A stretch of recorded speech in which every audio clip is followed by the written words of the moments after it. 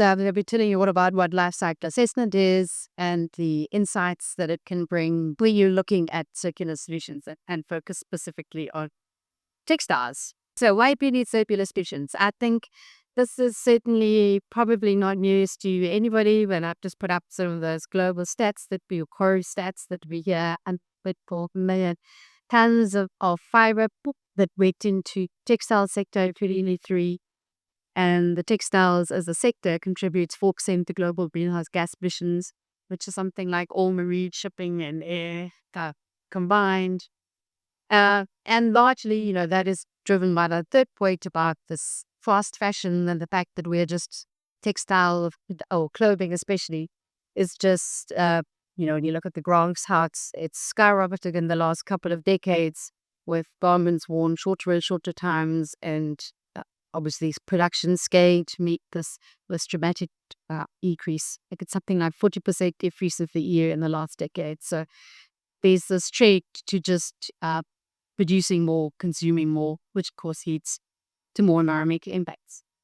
And that bottom point is really why we need circular solutions so urgently, because currently less than 1% textiles are actually recycled back into new clothes. So, we increase in this production, but we just increase more and more waste, use more and more materials, go lead to more and more waste, and we actually don't have ways of dealing with that. So why do we need life cycle assessment? Essentially, life cycle assessment is this idea of looking over the value chain of a product or service, as we say, because you need to look not only at your manufacturing stage, but you look all the way up the value chain to include anything all the way up to raw materials, production of that raw materials, anything that goes into making them, and then you go into actually making the spinning. So you put cotton, we've got cotton agriculture that grows the cotton, which is the processed into the fiber, and the fiber is spun into the yarn, and the yarn is knitted into the fabric, which is finally made up into garment, which then gets to long distance transport. Often, so we're talking about a global supply chain. It gets shipped all the way to its market. Then it's in retail, and then finally the consumer gets it, consumer uses it, and it also incurs impacts because they'll wash it, iron it maybe, and then ultimately possibly had it on somebody else also washes it. So there's this long life cycle before it actually ends up in disposal. So life cycle assessment is about tracing that all the way from its origins all the way through to its final disposal. The reason we have this very value chain view of life cycle assessment is so that we can identify where are the impacts actually happening over that full life cycle. So, depending who's doing the life cycle assessment study, you're sitting somewhere in that value chain, but often you've got the links leverage, say, for actually improving the system. So you look at this whole system to see where are the highest impacts, where can we put our efforts into decreasing or improving the system. Another reason is because of, I think, you make a change, but you don't want to make what I call their regrettable substitution. So you change one thing, and all you do is get impacts somewhere else. So the other aspect that I didn't mention is that not only do we look full value chain, so in a holistic sense, life cycle assessment looks full value chain. The other way it looks holistically is across impacts. So many people these days are familiar with the concept of a carbon footprint, which gives you a sort of a snapshot of that product's impact on global climate change, which is a concept I think that now everybody is aware of. But it's not the only environmental impact by any means. So in life cycle assessment, we're always telling everyone not to make decisions on carbon alone. There are wider impacts. There's water, there's biodiversity, there's human health. And that's only on the environmental side. I guess human health is a bit on the socioeconomic side, but then there's also socioeconomic impacts. So you want this broad view of impact so that you don't just shift things around. This is just a short example to kind of give the idea of why I think life cycle assessment is so needed when we come to evaluating things like interventions to improve products. Pretending we are sitting in our retail store and we're wanting to know whether we should buy this lovely cotton t-shirt or it's lovely polyester t-shirt. And this is where textile experts say, no, they're completely different. They're used in different contexts and they're not the same thing. And I get that. I know that. But just for a thought experiment, let's pretend that they are equivalent in this sense. What this bar chart does, so life cycle assessment, people read up bar charts. We'll see lots of bar charts of any life cycle assessment report. I summed it up. And I think this is just carbon footprint, and the bars go up there, breaking up the value chain. So that light blue bar at the bottom is the cotton farm on the one side, and the polyester that could be getting the crude oil production and spinning the polyester into fibers, PT fibers. So that's the fiber production. Then the next step up was the fabric production, I think. And then the purpley one was the textiles. So that's actually making the t-shirt itself, the processing, the weight for dyeing, finishing, all of that. And then the very top bar is actual manufacturing of the market. So the CMT. So that's breaking it up. Actually, this is on a per t-shirt basis. So it's not a full life cycle for me. It's actually just like per t-shirt at the cotton and the polyester, everything that goes into making that t-shirt from the fiber is at the bottom there. There's a little disclaimer that please don't get too worried about the results here, because another one thing, and everyone has looked into life cycle assessments on textiles, they're very variable because a lot goes into a life cycle assessment, a lot of data. And one thing that has been found is when textiles specifically really depend a lot on the suppliers, on the location of where that cotton is grown, whether that polyester is crude oil based, natural, maybe it's gas, but could even be recycled water bottles going into polyester there. So there's a lot of different sources and they'll all make a big difference in the results. So this is just a thought experiment. So I don't want anyone get too hung up on the fact that my results here have the cotton t-shirt having a 10% lower carbon footprint than a polyester t-shirt. This was just for a particular context. This was the results that came out. What I want to be reviewing here, but in the study, although the cotton t-shirt had a 10% lower carbon footprint, we look at its biodiversity footprint or its impact on ecosystems. It had almost double the impact of the polyester. And that was mainly out the large water consumption, 10 times the water consumption of a polyester t-shirt. So the point that I wanted to get across was just that, we can't make decisions there just on the carbon. So if we wanted just a carbon footprint, we would make a nice snappy decision and choose the punk t-shirt. But when we're looking at impacts on ecosystems as well, then we kind of got the back, but it's actually the reverse. So the point being here just that you generally have trade-offs. There's very few products or materials or intervention options, let's say circular options, where one is always better than the other. So in life cycle assessment, you typically take there are various research groups that develop these impact assessment methods. They have upwards of around 20 impacts that you have. And then you look at your product system, they're all going up and down. So it's really around identifying trade-offs. There's also luckily ways of condensing those down into a more manageable number, because humans, I think the science says we can't trade off more than 7 things in our heads at any one time. And that's quite ambitious. So they generally get them down to about 3. So you condense them down to impacts on human health, impacts on ecosystems, and resource availability is the typical grouping of their others. And normally throw it how could be there, because that's one most forward to see now as well. So you don't have to look at all 20, but the point being is that it's very rarely that you have one thing always better than the other. And LCA really allows you to go in, understand your product system, understand those trade-offs. So when you start making improvements, you're making sure you are at least understanding what is changing, and you don't actually have that idea of a reversible substitution, where what you think you've improved actually has just caused impacts in a different way. That was the one aspect. The other aspect of life cycle assessment is this value chain aspect that I was describing. That this previous graph was on per t-shirt. Now I've added the next stage in the life cycle, which is the use, and then adds that very big green bar, little orange bar first. So I've condensed everything down just to the blue, and the 2 blues are around the production of the t-shirt. And then I added the use phase. So that's surprisingly huge for the cotton. But this is a very a good consumer that actually read the labels and also actually a good disclaimer is also this is an American study. So that the little orange bar is actually washing the cotton and the polyester t-shirts.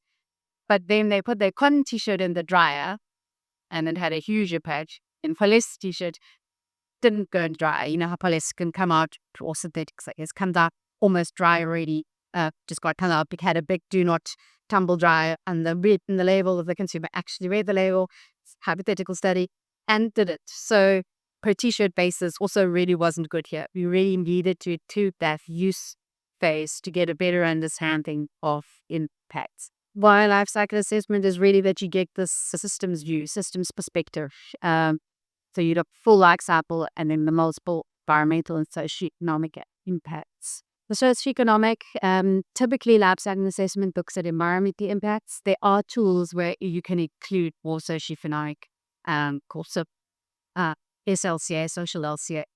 But often we do tend to focus on environmental alone because it's quicker and easier. But I think certainly in the textile context, including the social aspect is actually really, really critical. And there are some good studies that do it. But also just to note, and I did really allude to that when I was just making my disclaimer about those results that I was showing, it's only a model.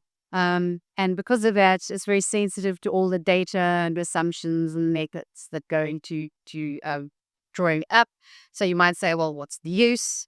It's really around understanding. So I always like this little quote that says that all moths are wrong, but some are useful. And I would say very much that LCA is useful because you get to understand your product system. You get to understand your product. You get to understand where you can make changes, how that goes through the where potential loops might occur, where you actually, getting regret the unintended consequences is the other way. Some of us talk about that sort of, you may change one thing and you get something else. Understanding those trade-offs, I think, is also critical. But when you come to, if you are wanting a perfect, reproducible answer, even though there are those that advocate that LCA could do that, I would probably say that's less useful, although it is still a thing. There are ways that you can make LCAs more reproducible. But in this context, I think it's really around understanding so that when you come to proving, you can make meaningful decisions around it. From what the chambers on this high also was that we lack a lot of data. So often we need something new and emerging, which is true in textiles. So the lesser fibers, maybe like the hemp and the flax, they've got very little base set. So cotton's been studying today. There are loads of LCA studies going back about 10, 50 years on cotton LCAs. But they're I think I could find one on silk, for instance. So certain that, and only in one geography, India. So it's very limited in the kind of, so you need more data, certainly. And I think there's, with this global focus on textiles, that's certainly improving. And we also need to make sure we are covering all impacts. So certainly some things are missing, and disposal is a weak spot in LCA. Microplastics are especially a weak spot. When I think 10 years ago, did this, was long 10 years ago, did this study looking at cotton and polyester or fiber, different fiber types. If it wasn't even a thing in the literature yet, the carbon goes synthetics, shedding, and adding microplastics. That actually only came out, post that. So it's when I read the study and we kind of advocating for recycled polyester, we didn't even consider the fact of microplastics, but it just wasn't in the literature yet. It's now only in the last year coming to one of the LCI labs of impact assessment methods where you can go to quantify the impact of synthetic fibers and the impact on biodiversity. So it's more to remember that it's an advancing science, and methods have to always catch up with the reality. So you need to do a reality check and know what the impacts are, and already know what your level is measuring. That's what you are managing to reflect your results. Yeah. So what I really wanted to focus on today was the solutions. We have a little bit of quick understanding there of why I think life cycle assessment gives us this great view. I'm focusing onto two aspects of circularity, which to me are I guess the most interesting, and that's on the reuse and sharing models. And then I will spread some on looking into recycling. I haven't gone into the whole material and production aspects, although there are, of course, uh, interventions that you can do there. Interestingly, to me, those are the quite well-studied ones, and the less well-supported by LCA, strangely, I'd say, because of that lack of data. It's not great as a tool unless you're looking at particular data. You're evaluating a particular fiber that you have information for. It gets very patchy results, let's say. So I've focused in here mainly where there's quite a lot. You can do a lot without actually good data, but just thinking through the Lifecycle system, and that's on the reuse and sharing models. So I've lumped them together. And here I'm meaning where you look at, instead of a t-shirt as thing, we want to look at more as we call a product service system. So where you look not at so much the thing itself, but its service of springs. And there you can look at things like rating, or say what you want is a wear of a nice garment. Let's say, so not just a t-shirt, but it's a dress for a formal occasion. Instead of owning that, you can get it from someone else, rate it, you could share it, borrow it. That's what I'm talking about, is renting and sharing on. So you could buy it secondhand. I'd love these all together. Of course, from a conceptual LCA point of view, they're actually pretty similar, although there are, of course, lots of subtleties between, a clothing rental and a clothing library. The rental would be a business, profit-driven. A library might be an NGO, community-driven. And then reuse and reselling, again, there's also very different models. There's charity shops or just donate their clothing and then that gets sold on.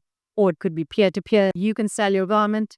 And there are also commercial ones where, it's fully, you sell your codes and they sell the one for you. But in an LCA sense, they're quite similar. Here's the bra, which I use quite a lot because it really, to me, crystallizes what we're dealing with when we're talking about problem of our textiles all the way currently conceivable. Then on the one, I have impacts, and I haven't said if it's carbon footprint or biodiversity or whatever, but its trends are the same. So it's just impact increasing on the left axis there, on the y-axis, and on the x, I've got the number of uses. So as you reuse a garment. So the reason the number of uses is so important is this life cycle view. Because when we're looking at the function or service of clothing, we're not interested in per t-shirt or per. What we want is ultimately per wear. Because then we can look across sharing, reusing. So it's per use or per wear. When we do a life cycle assessment, that's a very critical aspect, because we have to decide, what is our basis for the functional unit? What is the per whatever that we're doing our study? And it's often something like clothing for a typical or an average European for a year or whatever. So you have that function aspect, and then you work back to the actual numbers. But what comes down critically is this per wear of a garment, not its actual garment itself. And when you look at something like that, it shows the power of this per use. That first bar is similar to the ones I had earlier, building up the life cycle. So the blue, the little picture t-shirt, that's the whole production of the garment.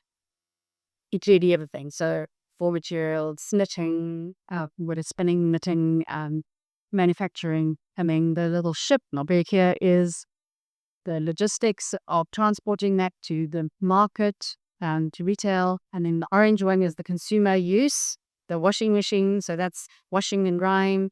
And then the top one is the disposal. So even though we worry about textile waste a lot, interestingly, from a life cycle assessment, the disposal actually is a relatively small share of the environmental impacts. What really counts for the lion's share of impacts is the production.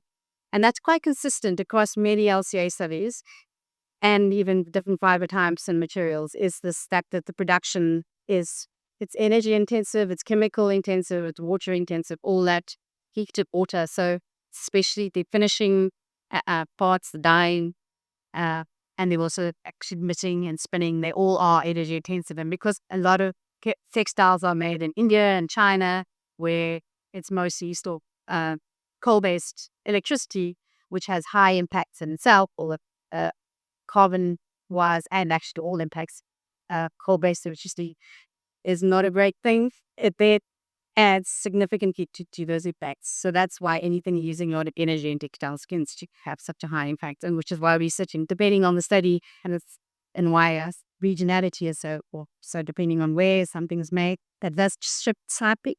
But globally, we're generally looking at around 80% of impact being production related. And because of that, that's why it's so important to increase the function of each item. Because when you're sitting with production wholly will impacts, you're sitting right at the left-hand side of that graph.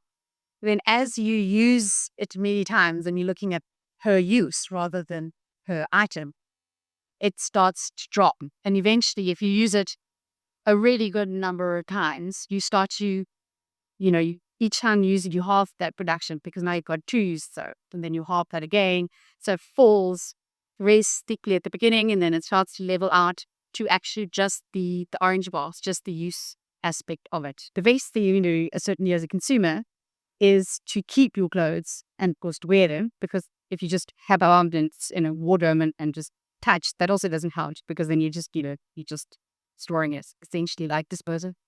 The idea is per wear, actually to be using it critically there. Actually, the important thing is that it has to be displacing something. So when I have this curve of per use or per wear, it implies that by using it again, you're not using something else. So just having lots of garments in your cupboard doesn't count.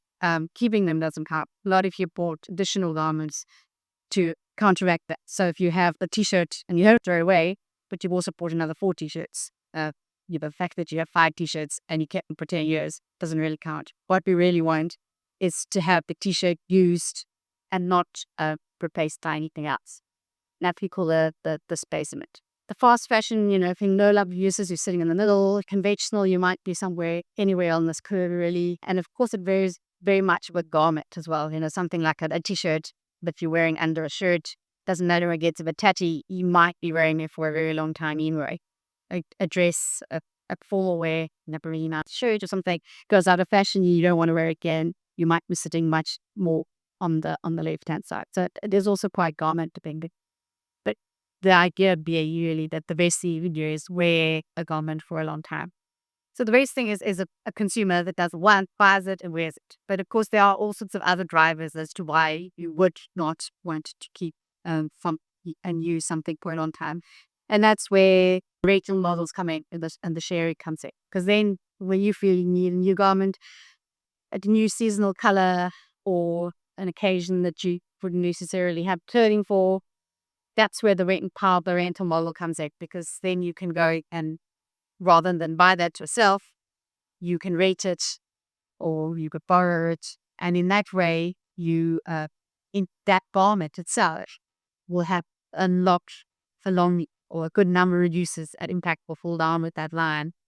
All reuse models, which is why I said I lumped them all together, they all require some sort of additional impact because there'll be some sort of logistics there. So the little yellow block now that I've added is the Draco truck, which either delivers your garment if you did it online, you rented something online, that had to have a courier guy that brought it to your door, and then you had to drop it off again. So adding, or perhaps it's an actual store, you got in the car, you drove to the store, you took the garment, and then you had to drive back. That could be the impact associated with that additional fork. If it's an online one, especially, it could packaging, so it could come wrapped in a big box with lots of padding around it, which then all created additional impact. So a rental model will have some sort of additional impact. That's very dependent on specific model. It's for a lot of studies that show a well-designed rental model, where it's a drop-off box. Say, I know these are mostly European or American studies, but they're the way you have a drop-off box accessible public transport or in residential areas, so it doesn't require reviews of getting in a car and driving a bit distance to take that garment back. Then you can decrease that yellow box quite significantly. The important point being really there, it doesn't increase it, but so it could be worse than an old garment unless the rental model actually does increase the number of uses. So you need it to go down to the bottom. So there is a potential, so businesses introduce rental, but if it doesn't, there are examples where the rental models also only had 2 or 3 uses because no one wants to rent a tattoo of your garment. So it doesn't actually improve everything. It sounds good, it looks, like a great idea, but if it's also not improving the number of uses or wears, relative to an owned garment, then it's actually not really achieving it. It possibly actually just making it worse because there's that additional logistics impact.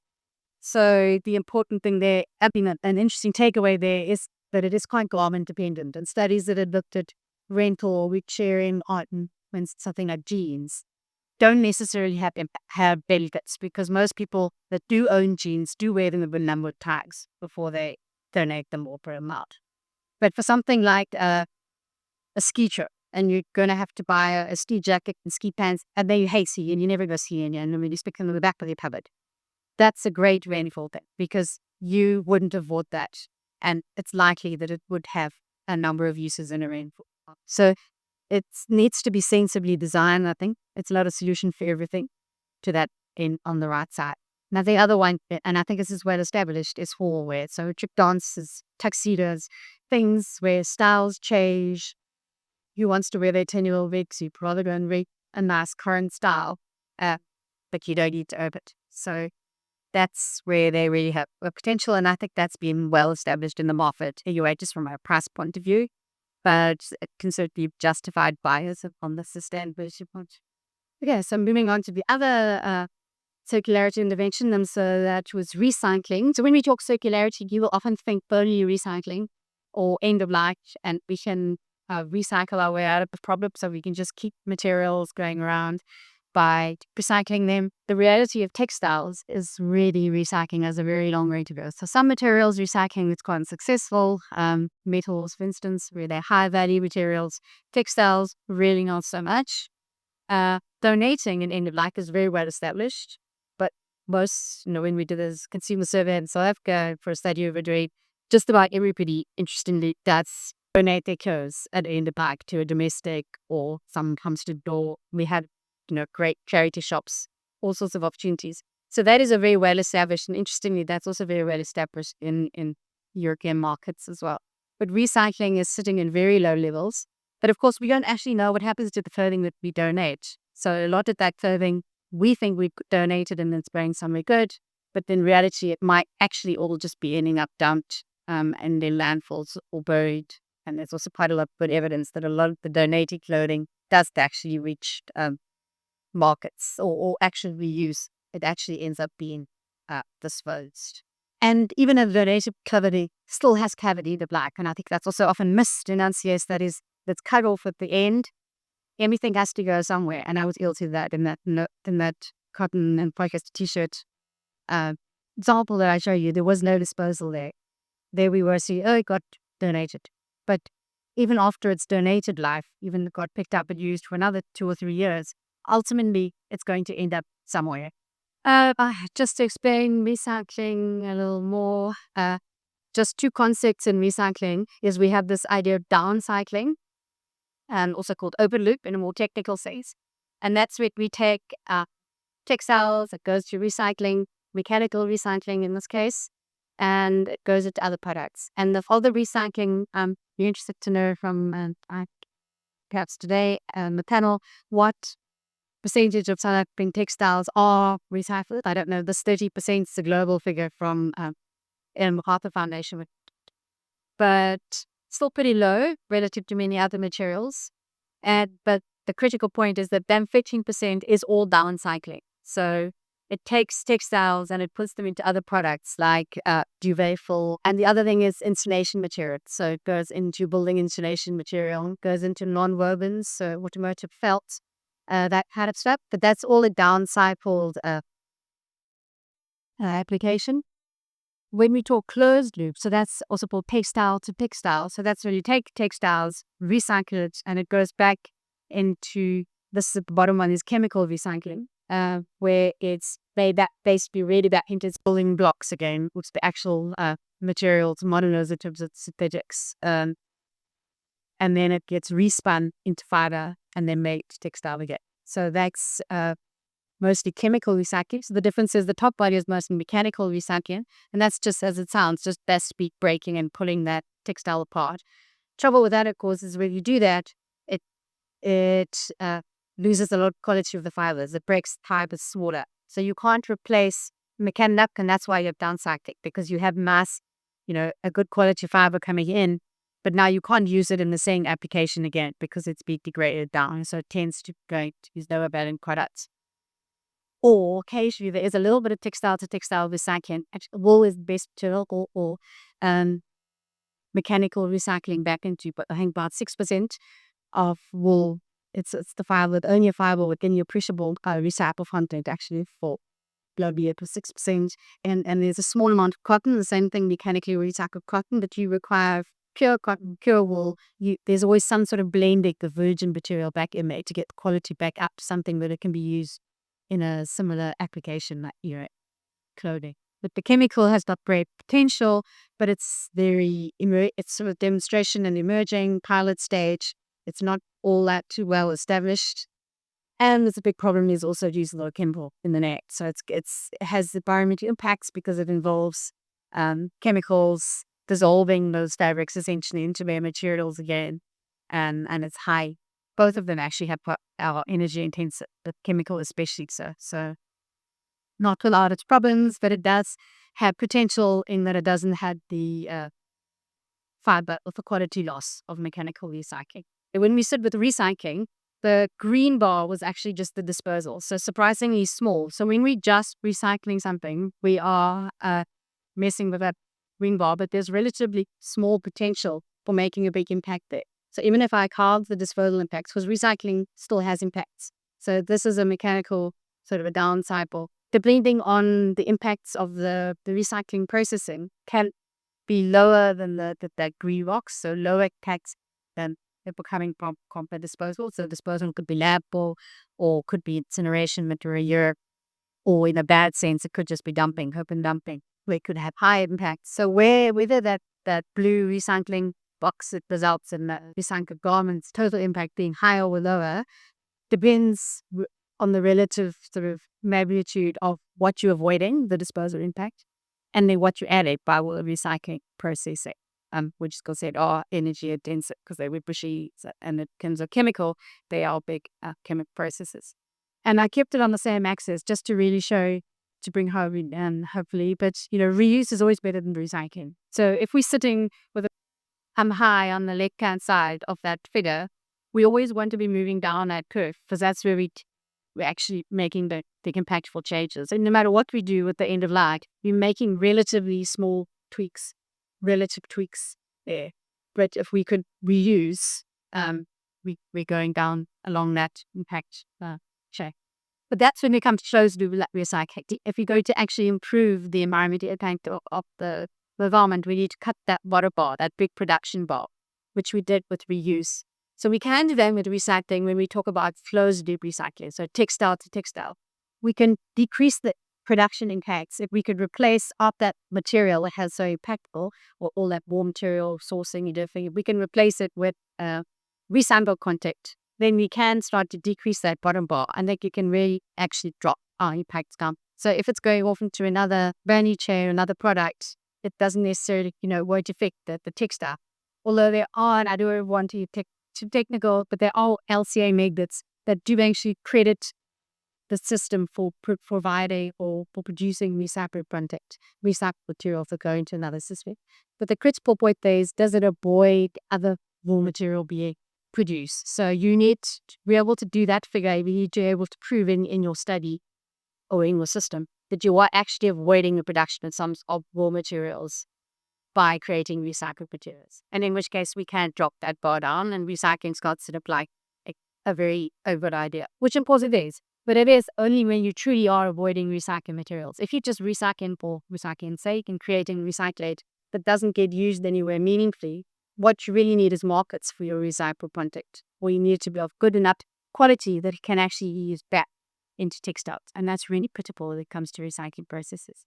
So mostly there you do have this good effect of recycling, but you still have this problem. So if like chemical recycling, you could actually still be moving up to that the top bar being my original bar. So I need to point us through. The top bar, if you have a very energy and a very impactful recycling process, you actually end up, you could actually be about what was the original top door garment before it's recycled.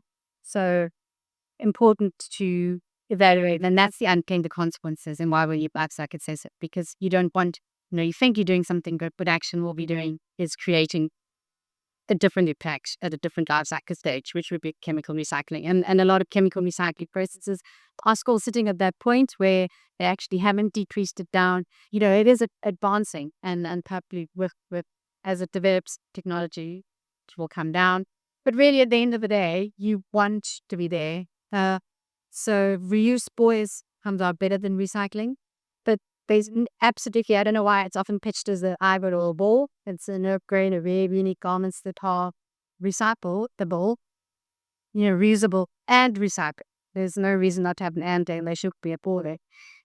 Especially since often higher quality materials that are able to be used longer are the ones that are actually more likely to be valuable when they're recycled, because you want to genuinely the high input, we always too much generally the higher the input material that you have better quality output material. So it really is an and the same thing for recycled content. So we want to move all the way down there. We need to be reusable. We need to garments to include reusable recycled content, and they need to be recycled themselves at the end of life. And then we can get all the way down there. Then we can start worrying about an original, which is the use phase. Although we shouldn't be worrying about it already, but to actually get to a real optimum or optimized textile garment system, you then need to look at the consumer use stage. So that's washing cold, making sure really for the washing machine that's really full. So you always wash in full loads. You don't dry and tumble dry. So it's all around energy and water efficiency of the use. And to some degree also keep the chemical use detergents. And then you can start to bring the orange bar down and be really sitting down as low impacts as we could. I hope that gave you the thought that life cycle assessment can help us really think through how we design and systems, and especially where to focus in product systems. So in textile systems, not to get hung up on where we are and validate that we need to look at the whole system to really understand where we can make changes in some of the all impacts. So reuse and rental in my diagrams really are good strategies. They both have great potential, but the really critical thing is you have to replace that new garment and new materials, to actually get those benefits. So, you can't have a rental system which just still increases overall volumes of textiles. Same with recycling. You have to have a market that actually uses that recycled content, which being the space is raw materials production. Otherwise, you're not achieving anything. And ultimately, we need garments that can be durable, repairable to make that reuse possible. Also, very important in rental and sharing models is to get consumer buy-in. And this is also a true even of secondhand shops. You need the consumers to understand why. You need to know that by taking part in this, I'm decreasing my consumption. I'm not finding a nice, cheap way of buying more clothes. So I have 3 times the size of wardrobe that I did before I was accessing clothing perhaps more cost effectively through a recall or a resale model. So it requires consumer educating, understanding the sustainability angle behind it. And I think that's on the brands and the retailers who introduce these programs to really communicate that they're not just cheap ways of consumers or cheaper ways to access clothes. Call that the rebound effect. And I think, there are some studies that show even having donating bins is actually helpful to a retailer, because consumers tend to consume more when they felt that they've absolved themselves by putting that item in the donation bin, and then they go for another 2 things. So that's not really in terms of recycling. You still growing overall production, and that the bottom bar, which is where all impacts lie. So it really needs that consumer buy-in, it's education. Ultimately, as the two is we do have control of that orange bar, a little bit of rental models. That's also where businesses can have that influence in terms of caring for garments, keeping them, repairing them, and washing them responsibly and disposing of them responsibly in their life.